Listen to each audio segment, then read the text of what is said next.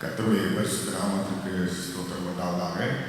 இந்த நாளிலே நம்முடைய பாஸ்டர் எலியேசர் அவர்களுடைய நன்றி அறிதல் இந்த கூட்டத்திலே அவரை பற்றி பேசுவதற்காக கொடுத்த அந்த வாய்ப்புக்காக நான் ஆண்டவருக்கு நன்றி செலுத்துகிறேன். மேடையில் அமர்ந்திருக்கும் ஒவ்வொரு போதகர்களுக்கும், குறிப்பாக தமிழ்நாடு ஐபிசி கர்த்தருக்கு சித்தமானால் தலைவராக பொறுப்பேற்க உள்ள அமர்ந்திருக்கிற பாஸ்டர் கிங்ஸ்லி அவர்களுக்கு என்னுடைய நன்றியை நான் தெரிவித்துக் கொள்கிறேன்.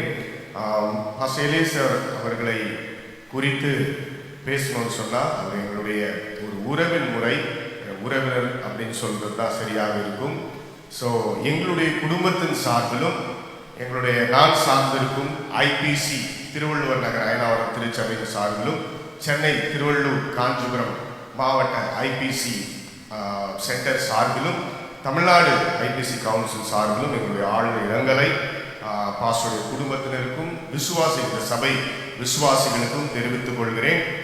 பாஸ்டர் அவர்களுக்கு சொந்தக்காரங்களாக இருந்தாலும் அவர் முன்பதாக நல்ல உடல் ஆரோக்கியமாகலாம் இருக்கும்போது அடிக்கடி எங்களுடைய அயனவரம் பகுதி எங்கள் வீட்டுக்கு வருவாங்க. எங்கள் அப்பாவோட ரொம்ப ஒரு க்ளோஸ் ஒரு கனெக்ஷனில் இருந்துட்டு இருந்தாங்க. ஊழிய காரியங்களில் பேசுவாங்க.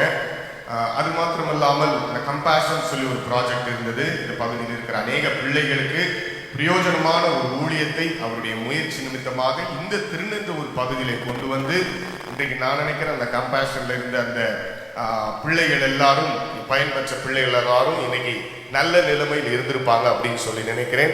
அப்படிப்பட்ட ஒரு மாபெரும் ஊழியத்தை இந்த பகுதியிலே கொண்டு வந்து சிறப்பாக நடத்தி அதன் மூலமாக திருச்சபை வளர்ச்சிக்கும் காரணமாக இருந்திருக்கிறாங்க. பாஸ்ட் அவர்கள் இறந்த பிற்பாடுதான் முன்பதாக வீட்டுக்கு வந்தாலும் எங்களோடு பேசினாலும் அன்பா ரொம்ப அதிகமான வார்த்தைகள் பேச மாட்டாங்க, ஜெபிப்பாங்க. அப்படி இருந்தாலுமே பாஸ்டர் இறந்ததை குறித்து நேற்று 2 நாட்களாக நான் விசாரித்து கொண்டிருக்கும் பொழுதுதான் சில தகவல் நமக்கு கிடைத்தது. 1936ஆம் வருஷத்திலேயே குமரி மாவட்டம் மேக்கியா மண்டபம் என்ற பகுதியில் இருக்கிற காரங்காட்டு விளை திருச்சபை இன்னைக்கு ஐபிசி தமிழ்நாடு ஐபிசியிலே 100 ஆண்டை தொடப்போகிற திருச்சபை, 100 ஆண்டு தொடப்போற வளர்ந்து கொண்டிருக்கிற ஒரு திருச்சபை. அந்த திருச்சபை உருவாகுவதற்கு மிக முக்கியமான காரணம் நம்முடைய திருச்சபையின் போதகர் பாஸ்டர் எலியேசர் அவர்களுடைய அப்பா. ஒரு கை தட்ட மாட்டீங்களா? 100 ஆண்டுகள் இன்றைக்கு அந்த இடத்துல ஒரு திருச்சபை, அந்த திருச்சபைக்கு இடத்தை கொடுத்து அந்த திருச்சபை இன்னைக்கு வளர்ந்து இருக்கிறது. அந்த திருச்சபையின் மூலமாக அநேக ஆத்துமாக்கள் ரட்சிக்கப்பட்டு கொண்டு இருக்கிறார்கள்.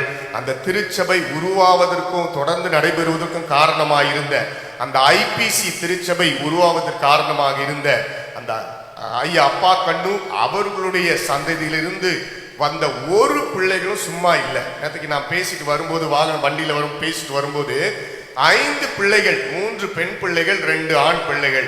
இந்த 5 பேரும் கர்த்தருடைய ராஜ்யத்திற்கென்று ஏதோ வகையிலே தன்னுடைய வாலிபத்தையும் தன்னுடைய உழைப்பையும் சிந்தனைகளை வேர்வை எல்லாவற்றையும் ஐபிசி மற்றும் கர்த்தருடைய ராஜ்ய ஊழியத்திற்கென்றே அவங்க இன்வெஸ்ட் பண்ணியிருக்கிறாங்க. நான் விசுவாசிக்கிறேன் இந்த ஊழியம் இன்னும் வளர்ந்து 1000 லட்சக்கணக்கான மக்களுக்கு இந்த ஊழியம் பயன்பெற போகிறது. அல்லேலூயா.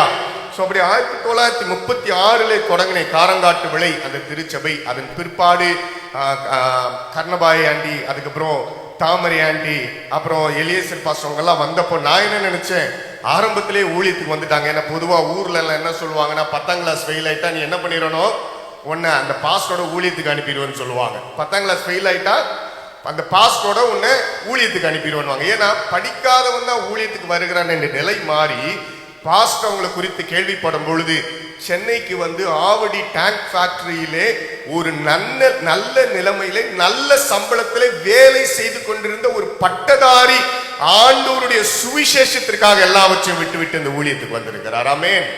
ஒரு நல்ல ஒரு பட்டதாரி கர்த்தருடைய ஊழியத்திற்கென்று அந்த காலத்திலே வறுமை, சாப்பாட்டு பிரச்சனை, குடும்பத்தை காப்பாற்ற வேண்டும், தன்னுடைய ஒரு சம்பளம் தான் பலருக்கு சோறு போடும் என்ற நிலைமையில் இருந்தும் கூட இல்லை பவுல் சொன்னது போல ஆண்டவராக இயேசு கிறிஸ்துவை குறித்து அறிகிற அந்த அறிவின் மேன்மைக்காக எல்லாவற்றையும் நஷ்டம் என்றும் குப்பையுமாக எண்ணுகிறேன்னு சொல்லி ஆவடி டேங்க் ஃபேக்டரியில நான் நினைச்சு பார்த்தேன்.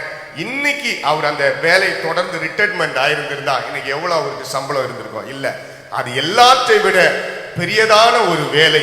கர்த்தருடைய ஊழியம் என்று ஒப்பு கொடுத்து வந்தாங்க. இன்னைக்கு இந்த திருநெல்வேலி ஒரு பகுதியில் இவ்வளவு ஒரு பெரிய ஒரு திருச்சபையை கட்டுவதற்கு அவர்கள் ஒரு காரணமாக இருந்திருக்கிறாங்க. அல்லேலூயா. அதனால் தொடர்ந்து இந்த ஊழியம் நிச்சயமாக அடுத்தடுத்த கட்டத்திற்கு செல்லும் என்பதிலே எந்த விதமான சந்தேகமும் இல்லை. பாஸ்டருடைய ஊழியம், அவருடைய டெடிகேஷன் சாதாரணமானது நிச்சயமாக அல்ல. தொடர்ந்து இந்த ஊழியத்தை செய்ய போகிற பாஸ்டர் கிங்ஸ்லி அவர்களுக்கும் அவங்க மனைவி பிள்ளைகளுக்காகவும் நம்ம ஜெபிக்கணும், எல்லா ஒத்துழைப்பை கொடுக்கணும். இந்த நேரத்தில் வெஸ்லிக்காகவும் அவருடைய மனைவி அவங்க குடும்பத்திற்காகவும் நான் நன்றி தெரிவித்துக் கொள்கிறேன். கர்த்தருடைய நாமத்தை நான் துதிக்கிறேன். தொடர்ந்து அவர் ஐபிசியில செய்த எல்லா ஊழியங்களுக்காக ஒரு முறை கூட நான் நன்றி செலுத்துகிறேன். நேத்தைக்கு பாஸ்டர் சொன்னாங்க, பாஸ்டர் விடியகாலம் எனக்கு கால் பண்ணி தீர்க்க தரிசனம் சொன்னாங்க அப்படின்னு சொல்லி. அது இதே வார்த்தையை தான் எங்களுடைய, அதாவது பாஸ்டருடைய நெருங்கிய சொந்தம் என்னுடைய பெரியப்பாவுடைய மகன் செல்வன் ஜோஷுவா நேற்றுக்கு வண்டியில வந்துட்டு இருக்கும்போது சொன்னது. திடீர்னு காலையில 5:30 போன் பண்ணி அவர் பேச ஆரம்பிப்பாராம். அப்படியே பேசுவாரு. அது ஒரு பெரிய தீர்க்க தரிசனமான வார்த்தையா இருக்கும். அவர் என்ன பேசினாரோ அந்த வார்த்தைகள் அந்த வாரத்துல நடக்கும்.